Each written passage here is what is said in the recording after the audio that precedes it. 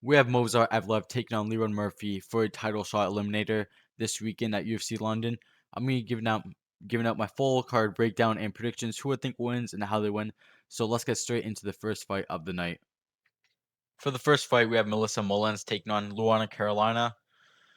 And I'm gonna lean Melissa Mullins in this fight just due to the fact that she brings like a more of a compact and explosive frame, with like better balance and stronger clinch leverage, and just her ability to dictate where the fight takes place, like offering the takedown threats and nasty, nasty ground and pound, which we've seen. I just think gives her a s just a better advantage in this fight.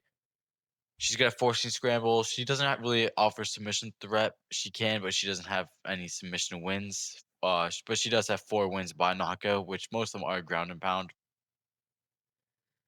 And I think that's just gonna break Carolina's rhythm on the feet, just going for the takedowns, landing them. If she lands like 1 or 2 takedowns around, I think she should be able to get this win.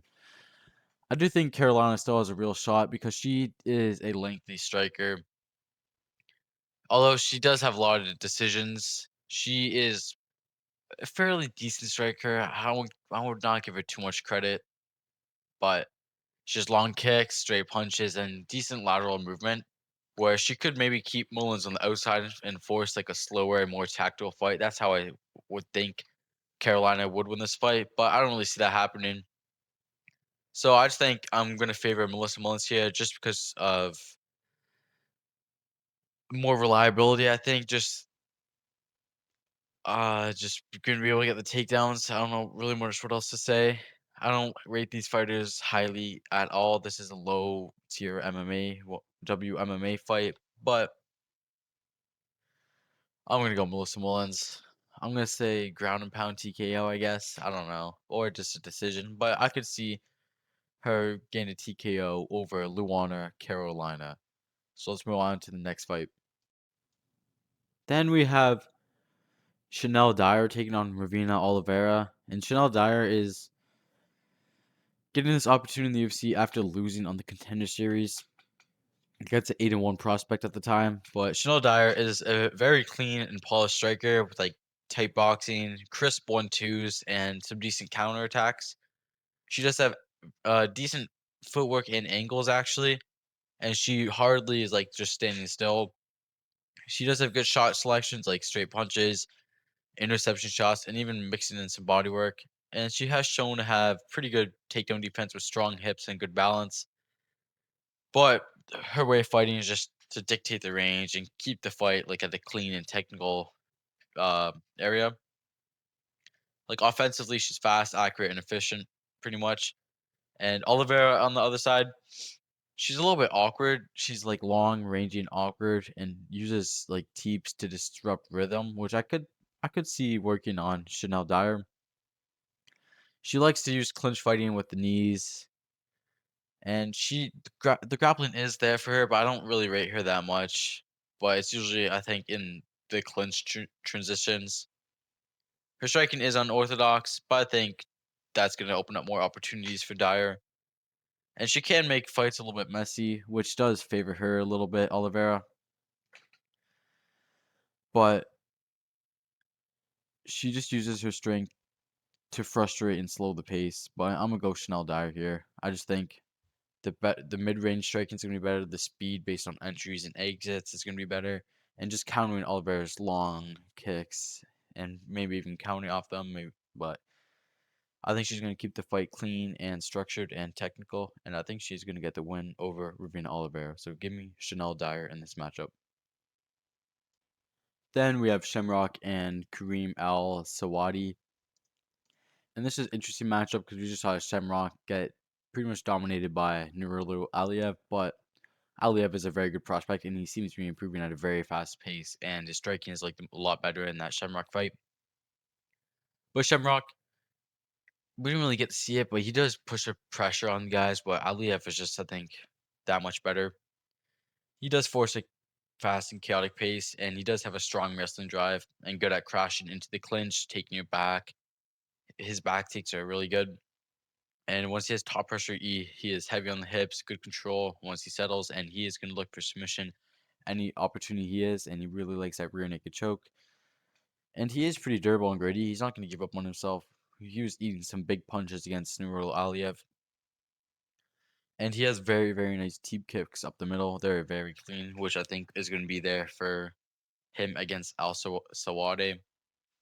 Some weaknesses, though, he is very hittable. He does wide swings. His chin is can be high in the air and forward and very poor defensive reactions. And he can't overextend. And his striking is just not that great, other than his teep kicks, really. Al Sawade is a clean technical striker. He does have a little bit of grappling and some solid takedown defense and just a better shot selection than Shamrock, but he doesn't have that much power. He does have 8 knockout wins, but and this guy does not take damage well at all. All of his losses are coming by knockout. I'm gonna go with Shamrock here. I just think we didn't really get to see his potential in that first fight against a very tough opponent like Nurullo Aliev. So I think we're gonna see a much better and more composed in a full training camp.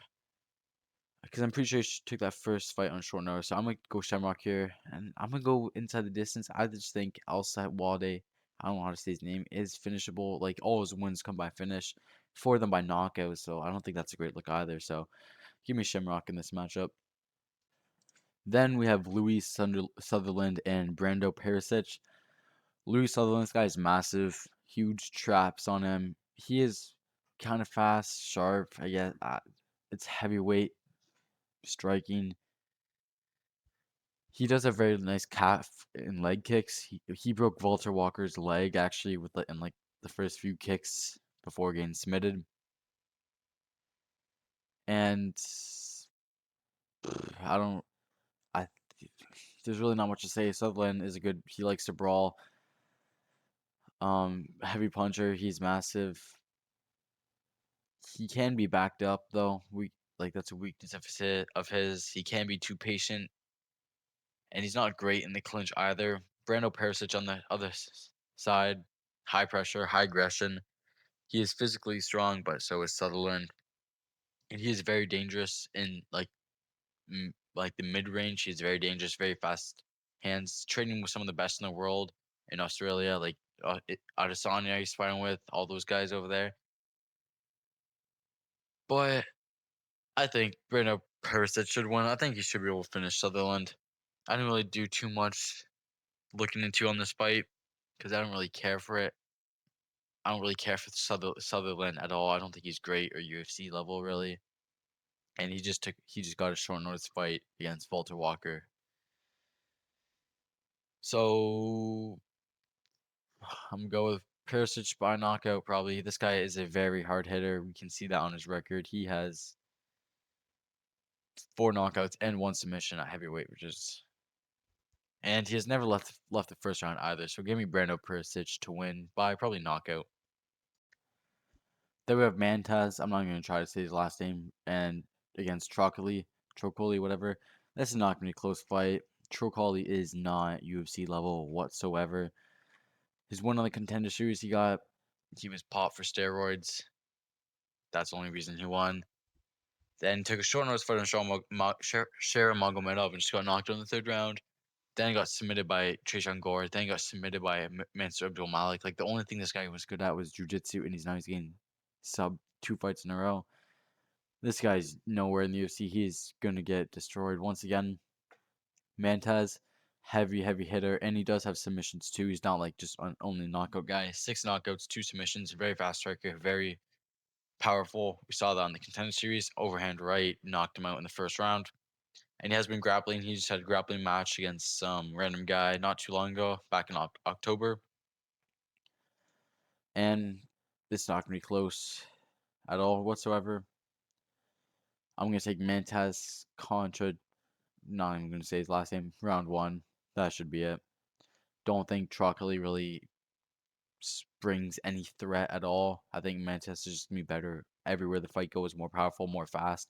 Trocoli just stands up there with his chin in the air. It's like he wants to get knocked out, so he's gonna get what he wants. So give me Mantez by round 1, anything, whether that's a knockout, club and sub, anything whatsoever. Then we have Mario Pinto and Felipe Franco. And once again, this is just another setup fight for Mario Pinto. I think he's going to win and dominate this fight. Felipe Franco is not good. He does have a nice looking record, but it is all against bums in Brazil. Let's read out some of these records that he beat. First fight 0-5, 0-2, 0-0, 0-2, 0-0. His first 5 opponents do not have a single win. All combined, not a single win. Then he fights someone that was 19-16, and then next fight 0-1. Next fight 0-0. More than half of his opponents have 0 wins, and he's just beating them like he should, obviously, if they have 0 wins. Then he loses to Freddie Vidal, who was 3-0 at the time, got submitted by him, and just lost and got destroyed on the Contender Series. Like, this is not a close fight whatsoever. And his most recent win is against a guy that is 1-1. Mario Pinto is going to destroy this guy. Mario Pinto is a smart heavyweight. They put him up against a world-class kickboxer, Jonata Diniz, and Mario Pinto took him down and battered him. Before that, he did get a little bit hurt by Austin Lane, but Austin Lane, Austin Lane is a good test, but he still sucks, Austin Lane. But Pinto knocked him out in the second round. Yeah, Pinto's gonna do bad things. Felipe, however he wants. I think Felipe is gonna look to take the fight down, but I don't think so. Pinto, I think, is a brown belt jiu-jitsu. He's gonna be fine. He's gonna be much faster, better counter strikes. Like, this is a setup fight. If people are picking Franco, they're just looking at his record, but like, no one's gonna pick Franco here. Come on, give me Mario Pinto inside the distance. Just, I don't know how he's gonna win. I know he's just gonna destroy Franco. He should definitely finish him. Like, this guy got finished by Freddie Vidal. That is a bad loss to have. So give me Mario Pinto in this matchup pretty easily, like very easily. And we have Nathaniel Wood taking on Lucien Kita, and this is Kita's UFC debut. He was supposed to fight Pitbull, I think it was. Yeah, where Kita missed weight. Like, Kita has not made 145 pounds since I think like 2023, and he just missed weight, and he's fighting in this weight class again. But Nathaniel Wood, this is a very, very tough UFC debut. Nathaniel Wood's coming off that win against Delgado, where I say that was a very, very close fight. It could have gone either way. I saw a lot of controversy over that. Destroyed Morgan Sherrier before that. Beat Daniel Pineda, but he's not in the UFC anymore. But when Nathaniel Wood's also doing these grappling competitions, he's 2-0 so far in 2024. His only loss is coming in Muhammad Naimov, which is a iffy loss, but that was back in 2023. John Dodson, I mean, that's not a bad loss at all. But Kita, this guy's a very good striker. He is very dangerous in round 1, but I just think, I don't know, it's stepping up against someone like Nathaniel Wood, who's Nathaniel Wood is very, very technical and does have grappling. And I think Kita does have a little bit suspect grappling. I'm gonna go with the underdog Nathaniel Wood here. I just think Kita fighting these guys in what promotion this? Octagon, and going to the UFC and fighting a 10-3 UFC like veteran. I maybe not veteran, but 10-3 in the UFC. Come on. He is so well rounded. Nathaniel Wood, 7 knockouts, 6 submissions, and 9 decisions. I think Nathaniel Wood's gonna use his IQ. He's a better mixed martial artist. I think Kita is definitely a better striker.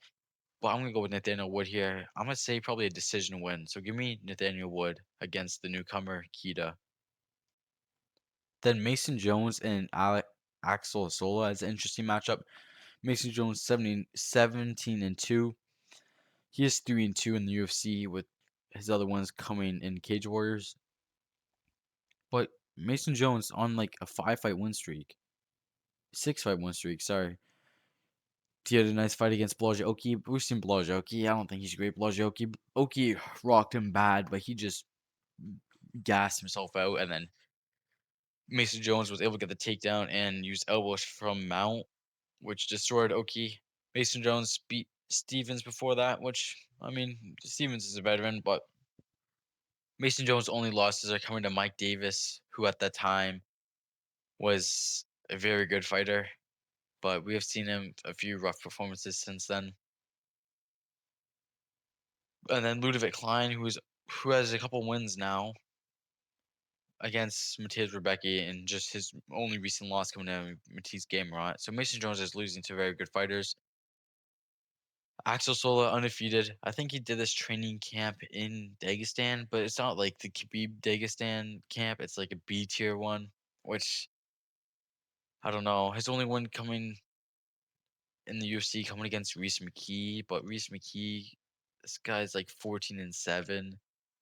I'm gonna go with Mason Jones here. Just think UFC experience, very well rounded. 3 submission wins, 8 knockout wins, and only he has never been finished. Although Axel Sola is undefeated, I'm gonna go Mason Jones. Think he's gonna be able to mix in the grappling. He's a very good striker too, so I think he's just gonna win a decision here against a young prospect in Axel Sola. And this guy looks much younger than he is. I don't know what about it, but I don't know. But give me Mason Jones. I'm excited for this matchup too.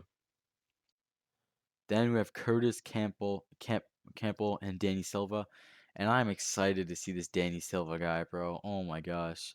No, sorry, not Danny Silva. Curtis Campbell guy. I'm excited to see the Campbell guy. The Curtis Campbell. I'm excited to see. Sorry. This guy is dangerous. 5 knockout wins, 1 submission win, and 2 decision wins. 4 of his knockouts come in the first round. He's explosive. He does have fight IQ too. Good calf kicks. He can mix in the wrestling too. Like in his amateur debut, he was submitting guys, rear naked choke, rear naked choke, naked choke. And his only loss in the amateurs coming to a fighter that's 7-1, but that doesn't really matter. That was such a long time ago. I don't know why I brought that up. But I think Curtis Campbell is gonna be a star. He's has a hype. It's in England. He's not losing in England. He does have power. He is very explosive, like I said again. On the other side, Danny Silva. Danny Silva is a good prospect, 10-2, and just lost to Kevin Vallejos. But I'm not gonna say like, oh, he didn't get finished by Vallejos, so he's gonna beat a guy like Curtis Campbell. But before that, split decision lost to Lucas Almeida. The one thing that Lucas Almeida fight, it looked like Danny Silva won the first 2 rounds, but it was close. Like Almeida could have edged out one of the first 2 rounds. But Danny Silva was just cruising in the third round, just trying to survive because he's thinking he's winning the 2 fights. He showed no sense of urgency, and it was a split decision. I think it could have gone either way, to be honest, but I don't like that mindset where it's just going to cruise in the third round because you think you're up 2-0. So I don't really like that. And that win before that, Josh Kulabau. Josh Kulabau is not a good fighter. He has gone. He's on a 3-fight win streak, 3-fight losing streak. Sorry. And I don't think he's in the UFC anymore. So I'm gonna go with Curtis Campbell all day here. The IQ, explosiveness, power, able to mix in takedowns is gonna be too much for Danny Silva. I think Curtis Campbell is gonna show out and get a win in fashion in England and just boost his stock to the moon. So give me Curtis Campbell inside the distance. Maybe like a knee to the head or something, but give me Curtis Campbell. Then we have Roman Dolidze and Christian Leroy Duncan, and this fight's not gonna be close either. Leroy Duncan is gonna be better everywhere this fight is at this time. Dolidze, he's known for like some grappling, some heel hooks. He does have a little bit of power, but like we just seen him get bullied, like bullied against Anthony Hernandez. That was such a bad loss. But before that, beat Marvin Vittoria, but like Marvin Vittoria is not good at all. I don't know how he's in the UFC. Then beat Kevin Holland to rib injury, and then beat Anthony Smith. Like what are his last decent win is against Jack Hermanson in 2022. Come on. CLD is going to destroy this guy. CLD, very good striker, unorthodox. We saw him destroy Marco Tulio, who had hype coming into that fight too. Destroyed Eric Anders with spinning back elbow. Like Leroy Duncan he's like a technical but also unorthodox at the same strike. He's unorthodox but very technical at the same time, which I like. His only loss coming to Gregory Rodriguez and Armin Petrosian back in 2023. But come on, CLD. I don't think we've seen the best version of himself yet. In England too, he's not losing. He's gonna be 10 times faster than Dolidze. Dolidze might try to take him down, but CLD was surviving on the ground to Rodriguez, who has much, much, much better jiu-jitsu and grappling than Dolidze. So I think we're gonna see one of the best versions of CLD we've seen, and I wouldn't be surprised if he knocks out Dolidze here, but I think it'll be just outclassing Dolidze everywhere the fight is. So give me Christian Leroy Duncan by like 30-27, maybe a knockout, but I'm not gonna rely on him getting it. Then we have my man Ivo Baranowski. I'm such a fan of this guy, and he's taking on Austin Lane. And I haven't seen people online. I don't know what's going through their head. They're saying like, oh, Austin Lane might get fraud. She might fraud check Ivo Baranowski, and they're bringing up the fight that Austin Lane had against Robelius to Spain. Like, come on. And they're comparing Robelius to Spain and Ivo Baranowski. Sure, Robelius to Spain is a better striker, but the Robelius to Spain has zero grappling whatsoever. They're acting like Ivo Baranowski is just has never grappled in his life ever. Ivo Baranowski has submission wins. He has grappled before in judo. He has a very nice armbar, and this guy is this guy is an insane amount of amateur fights. Like, and if you go back, you can watch some of his judo highlights. He's throwing people around. He's throwing up armbar. He has a very nice armbar. I don't know why, but he just does. He had a barn burner of a fight against Ivo Aslan. I was very, I was very confident that Ivo would get that round one finish. He destroyed Ali as a huge underdog on the Contender Series in the first 20 seconds, the first punch he landed. This guy's gonna finish Austin Lane. Austin Lane is going to light heavyweight. This guy had no chin at heavyweight, so he's like, oh, let's go to light heavyweight so I can get knocked out even worse. He is 1-4 in his last five. Destroyed by Petrino. Pinto knocked him out. Beat Robelis to Spain just by snooze fest grappling. But just Spain has zero grappling. Like, I don't know why they're comparing him with Ivo Baranowski's grappling. Got knocked out by Jonathan Deniz and got knocked out by Justin Toffay. Ivo Baranowski is going to do the exact same. He's going to land overhand right on Austin Lane and just knock him out. Give me Ivo Baranowski by knockout. If Austin Lane wants to take the fight down, give me Ivo Baranowski by armbar. But I'm very confident in Ivo this weekend. And this is a weird matchup between Michael Page and Sam Patterson.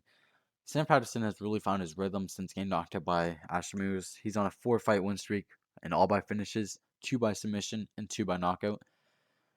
And I picked him to win against Danny Barlow and Trey Waters. I just thought he was gonna get the submission over them, but his striking has improved quite a bit. He's gaining some power in his hands. He's shown who Danny Barlow was. Everyone thought Danny Barlow was gonna starch this guy, but I think Sam Patterson really has found his confidence, which I like. The only thing is he looks like he is gonna get knocked out with his chin in the air. He is a little slow on the feet, but like he is improving. He's only like 29 years old. Michael Page is 38. Michael Page, obviously, this guy has some sick striking.